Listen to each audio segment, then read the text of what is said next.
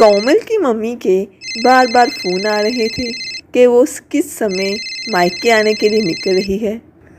हाँ मम्मी, बस आधे घंटे में निकलूँगी। वही 1.5-2 घंटे लगेंगे गुरुग्राम पहुँचने में। रास्ते में बहुत जाम मिलता है। तो तुम मेट्रो से आ जाओ। मम्मी वो अटैची और बैग भी है ना, तो इसलिए मैंने कैब कर ली है। आप टेंशन मत लो ना, मैं आ जाऊँगी। ठीक है कोमल, आ जाना टाइम से, मैं खाना तैयार रखूँगी। फ़ोन बंद होते ही कोमल मायके जाने की तैयारी करने लगती है। दिशा की गर्मियों की छुट्टियां थी, इसलिए कोमल मायके रहने जा रही थी। अगर मुझे ऑफिस के काम से ना जाना होता तो मैं तुम्हें गाड़ी पे छोड़ देता, पर बहुत ज़रूरी मीटिंग है आज ऑफिस में। वैसे मैं बीच में मिलने आ जाऊँगा और तुम मम्मी के घर रह के आ जाओ, फिर हम घूमने चलेंगे। कोमल बहुत खुश थी कि वो मायके रहने जा रही है। दिशा के स्कूल और कामों की वजह से वो बहुत कम मायके रहने जाती थी। अब दिशा के स्कूल की छुट्टियां थी, तो इसलिए बहुत देर बाद अपने घर जाती है।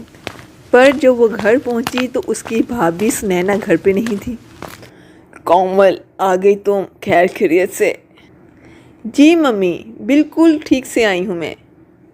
नानू, मुझे मैंगो खाना है। हाँ हाँ बेटा, रुको, मैं अभी तुम्हारे लिए मैंगो लेकर आती हूँ। फिर थोड़ी देर बाद लक्ष्मी दिशा के लिए मैंगो ले आती है। ये लो दिशा बेटा, मैंगो खा लो। थैंक यू नानू, आप बहुत अच्छी हैं। मुझे मैंगोज बहुत पसंद है, जल्दी से दे दे मुझे। फिर लक्ष्मी दिशा को मैंगो देती है और वो उसे खाना शुरू कर देती है। कुछ देर बाद कोमल अपनी मम्मी से पूछती है, मम्मी, भाभी अपनी मम्मी के घर से कब तक आएंगी? बस आने ही वाली होगी। मैंने उसे बता दिया था कि तुम आने वाली हो। कुछ ही देर में सुनैना अपनी बेटी चारू के साथ घर आ जाती है। माँ जी, फ्रिज के सारे आम काट कर अपनी बेटी को खिला दिए या फिर 1-2 छोड़े भी हैं? हाँ, कैसे हो कोमल? नमस्ते भाभी, मैं ठीक हूँ। वो बच्चे मैंगो की जिद। हाँ हाँ, मैंगो का सीज़न है और बच्चे अपने मामा के घर आए हैं, तो आम तो खाएंगे ना। ये देखो, मम्मी ने पके हुए दशहरी आम मुझे खाने के लिए दिए हैं। पूरे 5 किलो हैं। अब देख लो, पिछली गली में मेरा घर है, फिर भी मम्मी पापा मुझे सामान देते ही रहते हैं। मैं भी कुछ ना कुछ ले जाती रहती हूँ, कभी खाली हाथ नहीं जाती। सुनैना, कोमल भी आम और लीची लेकर आई है, फ्रिज में रख दिए हैं। अच्छा किया। वैसे भी 2-4 दिन यहाँ पे रुकोगी तो बच्चे तो कुछ ना कुछ खाने की ज़िद करेंगे ही ना। अच्छा, आप लोग करें अपनी बातें, मैं ये आम फ्रिज में लगा के आती हूँ।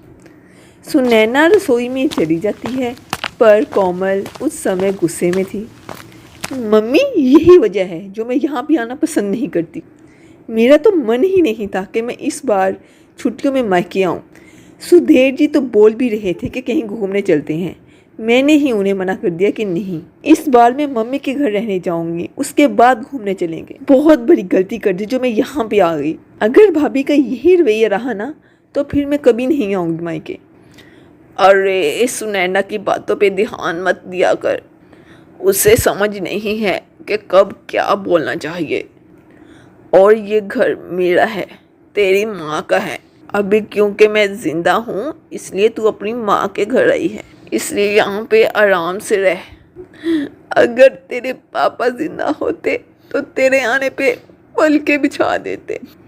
कोमल देखती है कि उसकी माँ उदास हो गई है, तो वो फ़ौरन बात को बदल लेती है। मम्मी जी, भैया को ना फ़ोन मिला दें, उनसे कहिए कि मेरे लिए आते हुए ना बंगाली रसगुल्ले लेकर आइएगा, बहुत मन हो रहा है खाने का। तभी कोमल का भाई आ जाता है। अरे, मुझे पता था तू आने वाली है, इसीलिए मैं रास्ते से हलवाई से बंगाली रसगुल्ले लेता हुआ आया हूँ। ये ले तेरी पसंद के बंगाली रसगुल्ले, वो भी छोटे वाले। हाँ, नमस्ते भैया, कैसे हो? Thank you. आपको याद था कि मैं आने वाली हूँ। देसी घी लाए हो? मैंने बोला था आते हुए देसी घी लेते आना, कल का ख़त्म हुआ है। अरे मैं भूल ही गया, सॉरी। काम की चीज़ तो तुम भूल ही जाओगे जो मैंने बोली है। बहन के लिए रसगुल्ले लाना नहीं भूले। और देसी घी भी कोई मैं अपने लिए नहीं बोल रही। दिशा और कोमल देसी घी के पराठे खाते हैं। कोई बात नहीं भाभी, पराठों की इतनी ज़रूरत नहीं है, हम सादा रोटी भी खा लेते हैं। और दाल चावल बने हैं ना, तो उसके साथ देसी घी की ज़रूरत नहीं।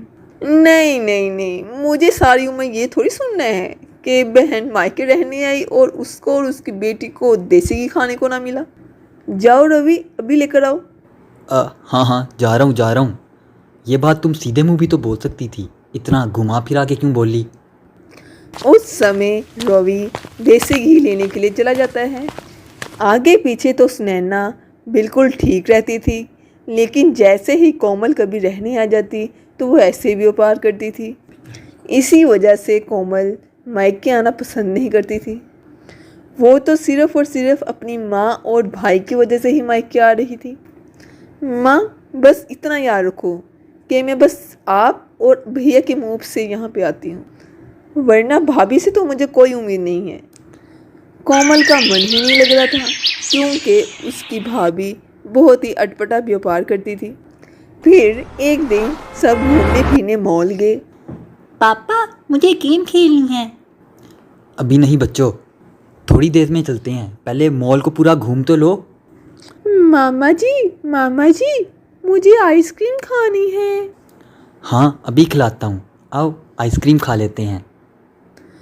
रवि सबको आइसक्रीम खिलाता है, लेकिन सुनैना का मूड ऑफ हो जाता है, इसलिए वो अपने लिए जूस मंगवा लेती है। फिर सब अपना अपना खा पी लेते हैं। चलो बच्चों, अब गेम पार्लर चलते हैं, वहाँ पे हम गेम खेलेंगे।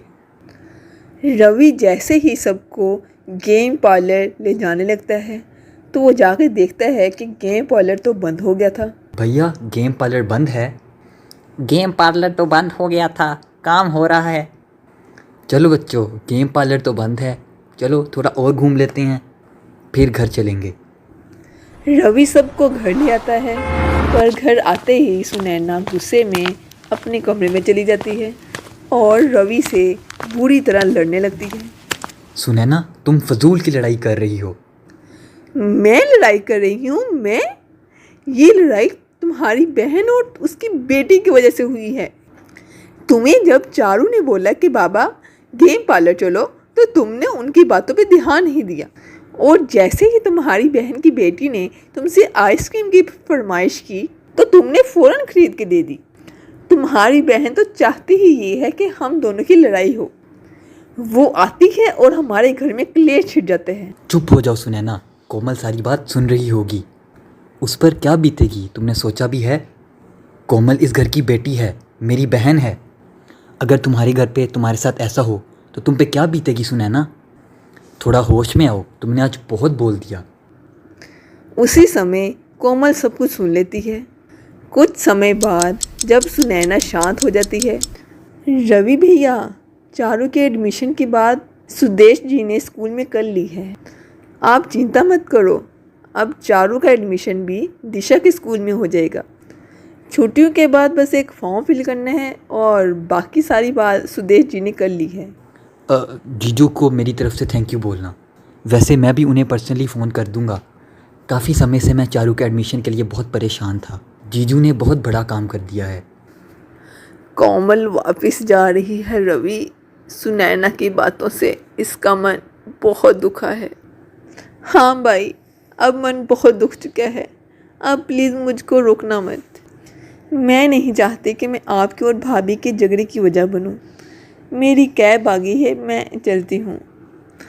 कोमल, सॉरी, मुझे पता है मेरी बातों से तुम्हारा बहुत मन दुखा है। तुम हमारे बारे में इतना कुछ सोचती हो और मैंने तुम्हारे बारे में इतना कुछ गलत कह दिया। ऐसे अचानक मत जाओ, सुधीर जी गलत समझेंगे। कुछ दिन और रुक के जाना। दिशा बड़े मन से अपने मामा और मामी के घर आई है। मैं जानती हूँ कि मैंने गुस्से में बहुत गलत बोल दिया, पर मैं ये भी जानती हूँ कि तुम मुझे माफ़ कर दोगी। भाभी प्लीज़, आप मुझसे सॉरी मत बोलो, आप मुझसे बड़े हो। सारे गिले शिकवे दूर हो जाते हैं और मन की कड़वाहट ख़त्म हो जाती है। सुनैना और कोमल एक दूसरे के गले लग जाती हैं। सब कुछ ठीक हो जाता है और रिश्ते फिर से सुलझ जाते हैं। सुनैना ने अपनी गलती मानी और उसे एहसास हुआ कि जैसे वो अपने घर की बेटी है, ऐसे ही कोमल भी इसी घर की बेटी है।